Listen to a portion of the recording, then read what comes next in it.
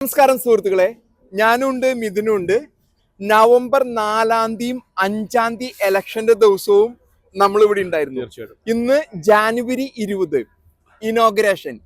Donald J Trump inaugurate ചെയ്തിരുന്നു ഞങ്ങൾക്ക് പിന്നിലായിട്ടുള്ള white ഹൗസില്. അഗ്നിവ്യൂഹം ഭേദിച്ചിരിക്കുന്നു എന്ന് വേണം വിശേഷിപ്പിക്കാനായിട്ട്. അദ്ദേഹത്തിനെ കൊല്ലാൻ ശ്രമിച്ചു. ഒന്ന് തല തിരിച്ചത് കൊണ്ട് ചെവിയിൽ വെടിയുണ്ട കയറി. ഇതൊരു നിയോഗമാണോ? എന്താണ് ഇതിനെ വിശേഷിപ്പിക്കുക? 34 ഫെലനി ചാർജസ്. അദ്ദേഹത്തിനെ കുറ്റം ആരോപിച്ച് ഉള്ളിലിടാനായിട്ട് അദ്ദേഹത്തിന്റെ രാഷ്ട്രീയ പ്രതിയോഗികൾ ശ്രമം നടത്തി. അതും നടന്നില്ല. മറ്റു പല കേസുകൾ കമല ജയിക്കുമെന്ന് അമേരിക്കയിലുള്ള മുഖ്യധാരാ മാധ്യമങ്ങളൊക്കെ പറഞ്ഞു. 3-4% കമല മുന്നിലാണെന്ന്. അതും നടന്നില്ല. ഇത് എല്ലാം തീർന്നതിന് ശേഷം അദ്ദേഹം ജയിച്ച് വീണ്ടും വന്നിരിക്കുന്നു. അതിനെന്താണ് വിശേഷിപ്പിക്കേണ്ടത്? നമുക്ക് ഇതിനെക്കുറിച്ച് ഡീറ്റെയിൽഡ് ആയിട്ട് എന്താണ് മിഥുൻ എന്താ ഇതിനെ കുറിച്ച് ചിന്തിക്കുന്നത് നമുക്ക് ചോദിക്കാം. God bless America. God bless America. Trump അധികാരത്തിൽ കയറിയിരിക്കുന്നു. വൈറ്റ് ഹൗസിന്റെ പുറകില് 47ാമത്തെ രാഷ്ട്രപതിയായിട്ട് ട്രംപും JD വാൻസ് ഉപരാഷ്ട്രപതിയായിട്ട് അധികാരത്തിൽ കയറി.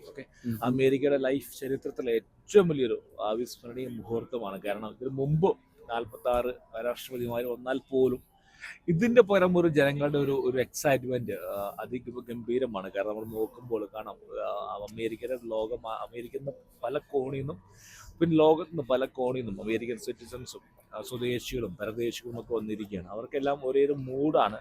America will be great again, make America great again എന്നുള്ള ക്യാമ്പയിൻ്റെ ഭാഗമായിട്ടുള്ള ട്രംപിന്റെ ഒരു ക്യാമ്പയിൻ സക്സസ് ആയി ട്രംപ് അധികാരത്തിൽ കയറി. നമ്മൾ ഇനി വിഷയം കൈകാര്യം ചെയ്യാൻ പോകുന്നത് എന്തൊക്കെയായിരിക്കും ട്രംപിന്റെ ആദ്യ ദിവസത്തെ ട്രംപിന്റെ ഓർഡേഴ്സ്. അതായത് ട്രംപ് ഒരുപാട് വാഗ്ദാനങ്ങൾ കയറുന്നതിന് മുമ്പ് ചെയ്തിരുന്നു. അപ്പൊ എന്തൊക്കെയായിരിക്കാം എന്നുള്ളതാണ് താങ്കളുടെ മനസ്സിൽ എന്തൊക്കെയായിരിക്കാം? ട്രംപ് ഇന്ന് 5 മണിക്കായിരിക്കും ട്രംപ് ആദ്യമായി ഓവൽ ഓഫീസിൽ സൈൻ ചെയ്യാൻ പോകുന്നത്. എക്സിക്യൂട്ടീവ് ഓർഡർ എന്തൊക്കെയായിരിക്കും നിങ്ങളുടെ മനസ്സിൽ? അദ്ദേഹം എന്നും പരാമർശിക്കുന്ന വിഷയങ്ങള്, ഒന്ന് ഇമിഗ്രേഷൻ, എക്കോണമി, 2 ഇസ്രായേലിൽ നടക്കുന്ന യുദ്ധം, അദ്ദേഹം വരുന്നതിന് മുമ്പ് ബന്ദികളെ വിട്ടു കൊടുത്ത് അവിടെ സമാധാനം. ഡൊണാൾഡ് ട്രംപ് യുദ്ധം ആഗ്രഹിക്കുന്നില്ല. ഒപ്പം തന്നെ നമ്മളിപ്പോ ഇനോഗ്രേഷന്റെ സമയത്ത് നമ്മൾ കണ്ടിരുന്നു അതിന്റെ ഉള്ളിൽ നിൽക്കുന്ന ടെക് ജയൻസ്. നമുക്ക് അഭിമാനമായിട്ട് ഇന്ത്യൻ വംശജരുടെ ഒരു പ്രസൻസ്. അംബാനി മുതൽ നീത അംബാനി, വിവേക് രാമസ്വാമി, അതിനുശേഷം സുന്ദർ പിച്ചൈ നിൽക്കുന്നുണ്ടായിരുന്നു. JD വാൻസ്, ഉപരാഷ്ട്രപതി JD വാൻസിന്റെ ഭാര്യ ഉഷ വാൻസ്. അങ്ങനൊരു ഇന്ത്യൻ പ്രാതിനിധ്യം തന്നെ. Cash Patel FBI director.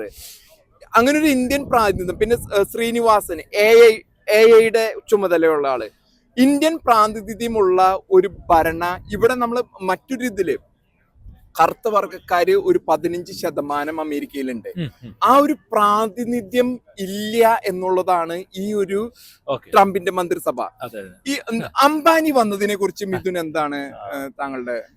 Ambani അല്ലെങ്കിൽ മോഡിയെ വന്നില്ല, പക്ഷെ അംബാനി വന്നിരിക്കുന്നു. ചോദ്യം എന്ന് പറയുന്നത് അംബാനി എന്തുകൊണ്ട് നോ മോഡി? കാരണം നമ്മുടെ നാട്ടില് ഈ പറയുന്ന അതായത് മീഡിയാസ്, ഓൺലൈൻ മീഡിയാസ്, അതായത് ഈ പറയുന്ന മോഡിനെ വിളിച്ചില്ല അല്ലെങ്കിൽ അംബാനി വിളിച്ചു എന്നുള്ള ഭയങ്കര ഒരു പ്രൊപ്പഗണ്ട നടക്കുകയാണ്.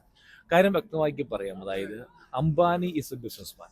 അംബാനി വ്യാപാർ കർണകിലായ, അതായത് അമേരിക്കൻ പ്രസിഡന്റ് ആരായാൽ പോലും, അതായത് ട്രംപ് ആയാലും ബൈഡൻ ആയാലും ഇനി ഒബാമ ആയാലും, ഒരു കാര്യം മനസ്സിലാക്കണം, അവരൊരു വ്യാപാരിയാണ്.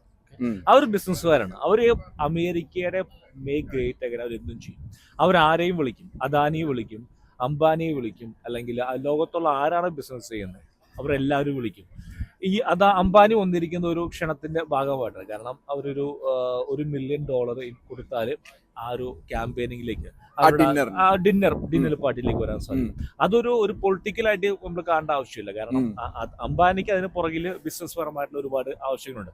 ഒന്നാമത്തെ കാര്യം എന്ന് പറയുന്നത്, അംബാനിയുടെ മെയിൻ ബിസിനസ് എന്ന് പറയുമ്പോൾ ക്രൂഡ് ഓയിൽ റിഫൈനറിമെന്റ് ആണ്. അതായത് ചീപ്പായിട്ട് ക്രൂഡ് ഓയിൽ വാങ്ങിക്കുക. അതായത് ഒന്നെങ്കിൽ ഇറാൻ അല്ലെങ്കിൽ റഷ്യ, അതല്ലെങ്കിൽ വെനിസ്ലോവ, ഈ പറയുന്ന 3 രാജ്യങ്ങളിൽ നിന്നാണ് ഇപ്പോഴത്തെ അവസ്ഥയിൽ ഏറ്റവും ചീപ്പായിട്ട് ക്രൂഡ് ഓയിൽ കിട്ടുന്നത്. അപ്പൊ ഇതിന്റെ നയങ്ങള് റഷ്യ, വെനിസ്ലോവ, ഇറാൻ, ഈ 3 രാജ്യങ്ങളിൽ നിന്നും എണ്ണ വാങ്ങണമെങ്കിൽ ആരും അനുവദിക്കണം? അമേരിക്കയുടെ അമേരിക്കൻ പോളിസി അനുവദിക്കണം. ഇപ്പോഴത്തെ ഒരു പോളിസി ഇനി ആരാണ് ഈ പോളിസി ഉണ്ടാക്കാൻ പോകുന്നത്? ട്രംപിന്റെ അഡ്മിനിസ്ട്രേഷൻ അല്ലേ. അപ്പൊ അതുകൊണ്ട് ട്രംപുമായി ബന്ധപ്പെട്ട ലോബിങ് അംബാനിക്ക് ആവശ്യമുള്ള കാര്യമാണ്. അപ്പൊ അതിന്റെ ബെനിഫിറ്റ് എന്താ പറയുന്നത് അമേരിക്ക ഉണ്ടായിരിക്കും, കാരണം അവരുടെ നീക്കുപോക്കുണ്ടായിരിക്കും. അതിനൊരു ചർച്ച, അതൊരു കാര്യം. ഒപ്പം തന്നെ ട്രംപ് അമേരിക്കയിൽ ഇൻവെസ്റ്റ്മെന്റ് ആകർഷിക്കുന്നുണ്ട്.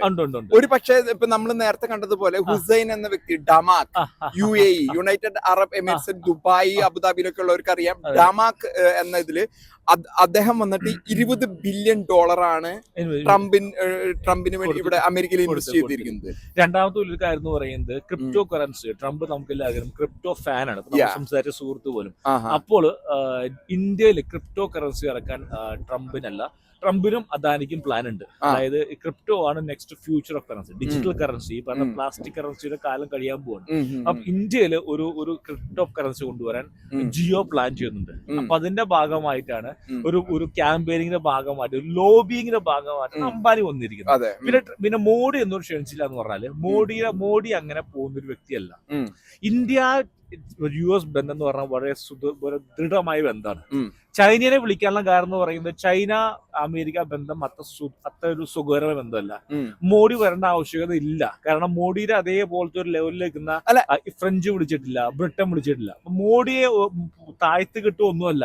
അതൊരു എന്താ പറയുന്ന ഒരു ബാലൻസിന്റെ ഭാഗമാണത്. തന്നെയുമല്ല, അങ്ങനൊരു ക്ഷണം ലഭിച്ചാൽ തന്നെ മോഡി വന്നുകൊള്ളണമെന്നില്ല. കാരണം ഇന്ത്യ ഇപ്പോഴും അതിന്റെ ചേരിചേര നയത്തിൽ നിന്നും പിൻവാങ്ങിയിട്ടില്ല.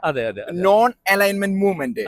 അങ്ങനെ മോഡി ഇവിടെ വരുന്നതോട് കൂടിയിട്ട് അപ്പുറത്തെ ചേരിയെ പിന്തള്ളുന്ന ഒരു രീതിയിലേക്ക് കാര്യങ്ങൾ വരില്ല. അപ്പൊ തീർച്ചയായും ആ ഉത്തരം നമുക്ക് എന്തായാലും കിട്ടി. നമുക്ക് എന്തായാലും ഇനി